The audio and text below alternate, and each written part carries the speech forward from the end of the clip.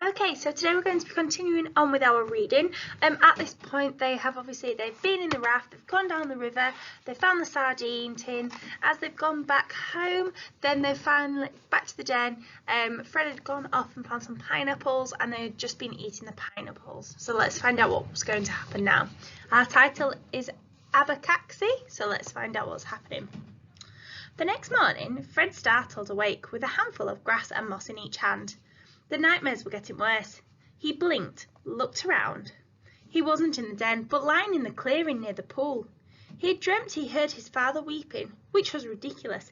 His father had never cried in his life. He had dreamt he was running home. Deep asleep, he must have heaved his body across the clearing. There were patches torn out of the grass around him. He brushed the mud from his face and crawled over to the den. Leela and Con lay asleep, their hair tangled together. But the pineapple wasn't there, nor was Max. It took a moment for Fred to be sure he wasn't still asleep. Then he jumped to his feet, whispering, "Please, no, no, no, no." But there were no bones, no blood. Surely Jaguar would have left bones. Fred shook Leela awake. "Max is missing." "What do you want?" she muttered.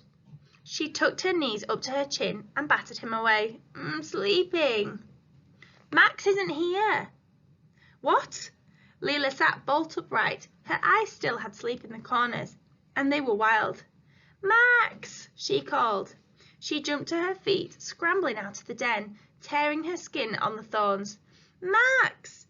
She stared around the clearing. Her voice rose to a roar. "Maxie, where are you?" Con came barreling out of the den. "What's happening? Are you all right?" She took one look at Leela's stricken face. "Max!" she called. "Stupid idiot boy, what if something's eaten?" "Don't," said Leela, rounding her up. "Don't you dare." And then louder, her voice scraping at the air. "Max! Max!" "He might be by the river," said Fred. "We'll split up. If I go to the river, will you go back towards the plain?"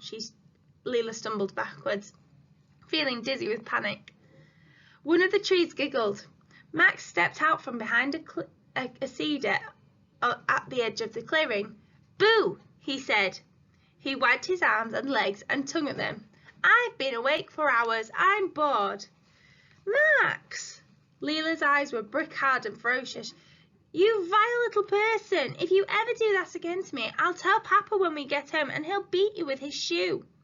Max's face fell. "He wouldn't. He never hits me." "He would if I told him what you did. Where did you go?" "Secret." "And did you eat the pineapple?" "Secret," said Max. He wiped guiltily at his cheek. "Max," Leela bailed her fist. "Max, if you ate all of our food, I don't care what Mama would say. I'll smack you so hard." Max pressed his lips together and shook his head. "Pick me up, Leela," he said. "Tell us, Max, where did you go?" "Up." His eyes filled with tears. "I'll tell you if you pick me up." He began to shudder with huge body-shaking sobs. Leela gave a hiss of fury. She picked him up, and the sobs ceased immediately.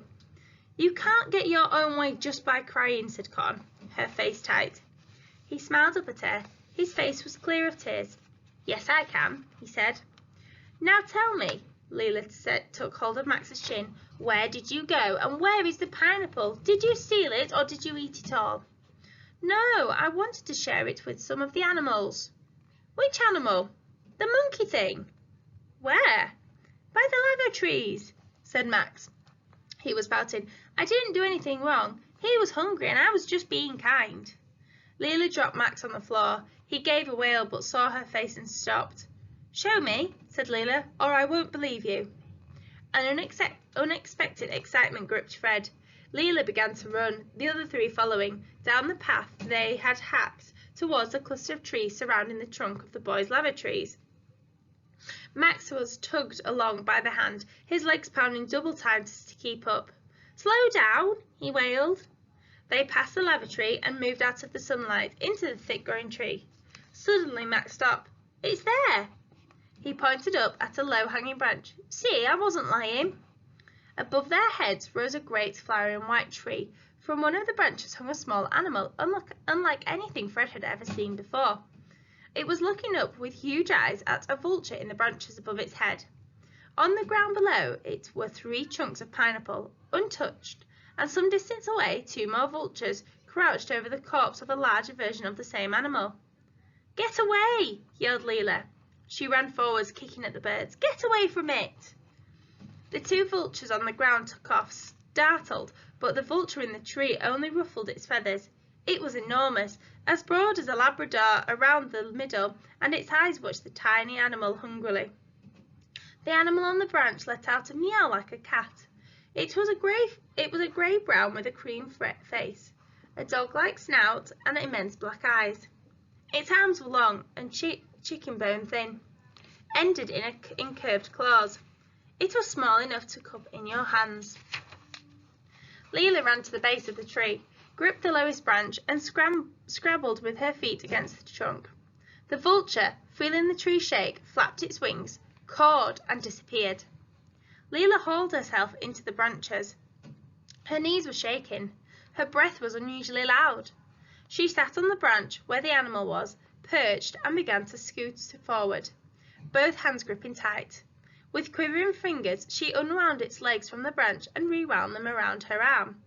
The creature let out a mewling sound. Leela began to edge backwards along the branch. Fred could hear her whispering prayers under her breath. She stumbled as she landed on the ground and half fell, but made sure to keep her arm with the animal high above her head. Max ran to her. "What is it? Let me see." "It's a sloth," said Leela. Her voice was hushed. "A baby sloth." Fred stepped closer. It was one of the most extraordinary things he'd ever seen. It was very ugly and very beautiful at the same time. Its fur still had the fluffiness of babyhood. "Let's make it play," said Max. He grabbed at Leela's arm. "No!" Leela seized his wrist, cradling the sloth against her chest. "Don't! You'll hurt it." The brother and sister glared at each other. "No, I won't. I'll be soft."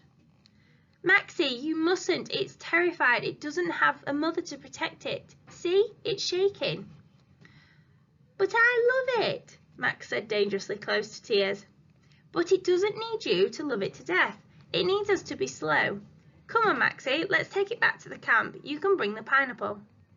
Back in the clearing, Leela made a bed of soft grass for the sloth. She set it down on its stomach, where it lay quivering, and held out the pineapple to it. "I want to touch it," said Max. "No," said Leela as she sat down. "Let him catch his breath." The sloth shook. Leela shook. Every part of her radiated longing. It was probably best, Fred imagined, to leave people alone at such moments. People suddenly bludgeoned by passions were unpredictable. They might bite or cry. So he stepped backwards, giving her room. The sloth moved, very slowly out of its bed and toward Leela. It reached her shoe and crawled. So slowly Fred was sure he could hear its muscles stretching and retracting under its fur, into Leela's lap. With a peculiar, jerky grace, the sloth reached out and grasped the pineapple between its front claws. Leela didn't seem to be breathing, but it was as if a light came out of her. She seemed to glow out into the forest. The sloth struggled to arrange the fruit so it could bite it, but Leela didn't move. She sat, stock still, watching as it sprawled itself more comfortably across her lap. It moved like an unoiled rocking horse, Fred thought. Leela looked up and saw them. "I've never seen one in real life," she whispered. "People always told me that sloths were slow and stupid, but I think they're slow the way a ballet is slow.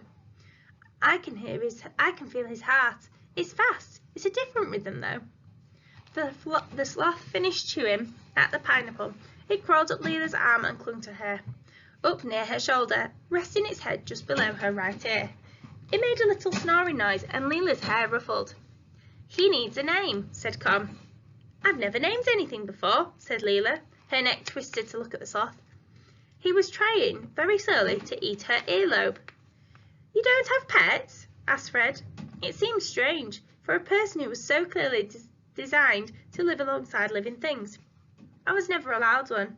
I begged and I begged, but Mama and Papa move a lot with work, and they said that it wouldn't be fair. Lily looked hard at the sloth. She narrowed her eyes, and her lips formed a word.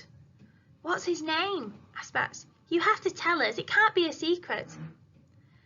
"Abacaxi," she said. "Yes, that's good." "Say it again," said Con. "Abacaxi. It's Portuguese for pineapple," said Leela. "Baca for short." Okay, so we're going to leave it there for today.